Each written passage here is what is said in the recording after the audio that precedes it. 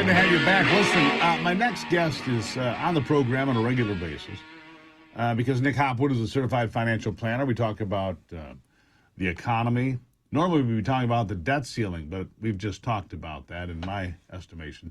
But Nick just took a trip from England across the English Channel into France, reliving, if you will, in a historical trip, D-Day in World War II. And he joins me now to share some of that. Nick, good to have you here on this D-Day. 78 years ago it's been now. 78 years. Good to have you. Yeah, thank you, Steve. I had a 79, but we'll go with 78. What a great experience this was. I want to give a shout out to Mr. Bennett taking us on the Operation Overlord tour that Easy Company followed on D-Day. What a trip of a lifetime, and what a great experience with my son and all the boys from St. John's Northwestern Military Academy. You're right, by the way. It is 79. My math was off.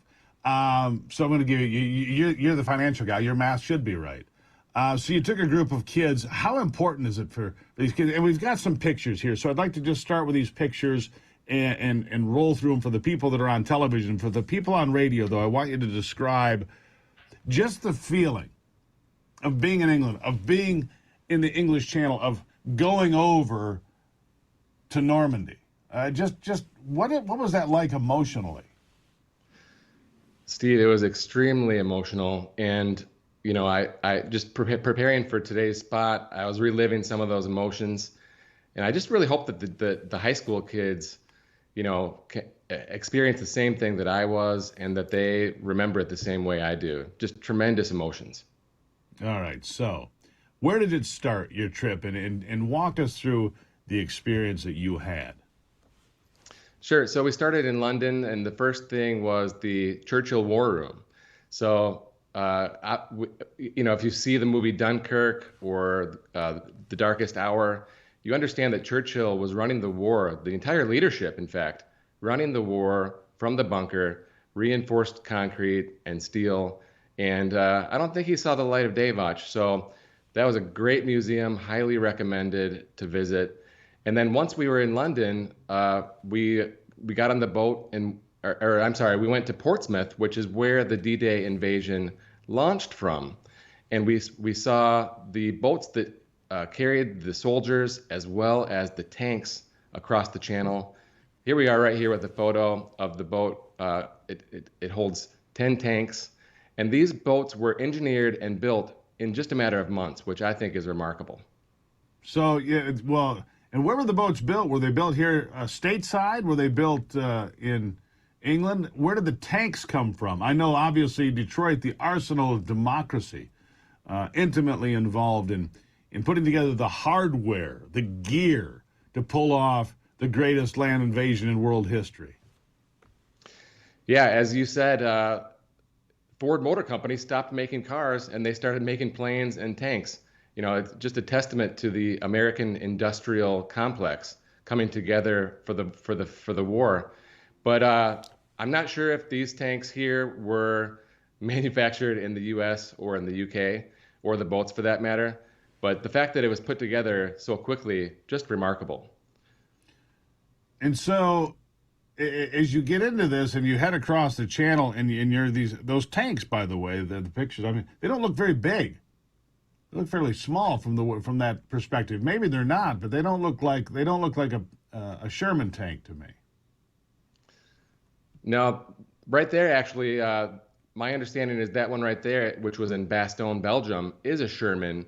I'm not a tank expert, but You're look, not? in Bastogne, this is like America 2.0. They have a Sherman tank in the center of the town square, American flags all over in the business windows, a tribute to General Patton, a museum outside of town. They celebrate Memorial Day. They're more patriotic than we are here. Isn't that sad? Well, just to hear you say that, it just punches me in the chest. I mean, you look at Memorial Day in America while we denigrate the military and so forth. And I can see the pictures of the memorials there on the screen for those of you that are on television. Yeah, go ahead. We're looking at a memorial for Easy Company outside of the town of Bastogne, Belgium, which is where the Battle of the Bulge was fought. If you've seen the HBO series Band of Brothers, this should ring a bell.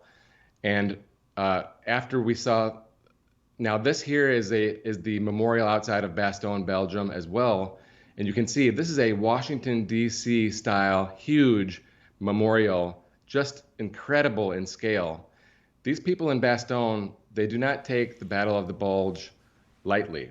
Now, of course, today's D-Day, so I want to back up a minute and go back to Normandy, where this was just, this is where the emotions were running at their highest, at the American Cemetery on Omaha Beach, being at Utah Beach and seeing the pillboxes and the bunkers and the terrain that our boys had to climb, just remarkable, just the trip of a lifetime.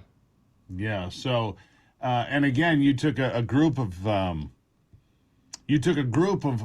high school kids, right? You took a group of kids to say, look, we need more of this in the classroom, Nick. We need this kind of education in the classroom, but we don't get it much anymore.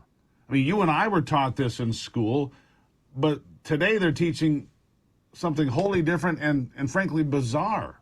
We should be teaching about the powers of democracy, the evils of communism and tyranny and far leftists like Adolf Hitler and the Democratic Socialists of Germany, better known as the Nazis. We should be talking about this every day in schools, I think, and yet we don't. Couldn't agree more, and I think that that's what Mr. Bennett does at St. John's Northwestern. And this photo here is actually in Paris, outside of the city limits, up on top of a hill, overlooking the city, kind of overlooking the Eiffel Tower. Now this is Normandy here. You can see the scorched earth. You can see, the trenches, scars. Yeah, exactly. Scars. So, and I want to get to one more thing before we run out of time here, and that is this. You got a bonus here, and for the folks that can see it on TV, it's a little extra for you because you got to see some trenches from World War I. I know the guys in D.C. have that.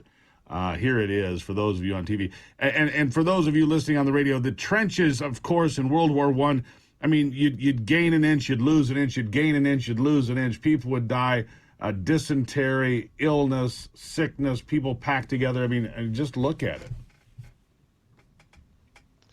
Yeah, this was, as far as I was concerned, a complete bonus to be able to see the trenches like this, and they've kept them up so well. In fact, this is probably much better conditions than reality back in 1917. But Belgium, they were kind of a whipping boy in World War I and World War II.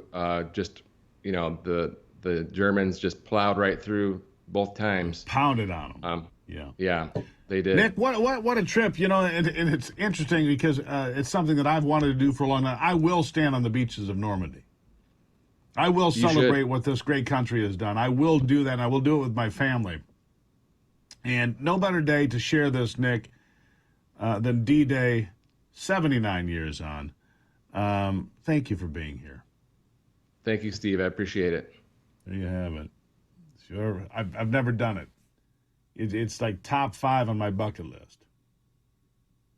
79 years later. D-Day. I'll be right back.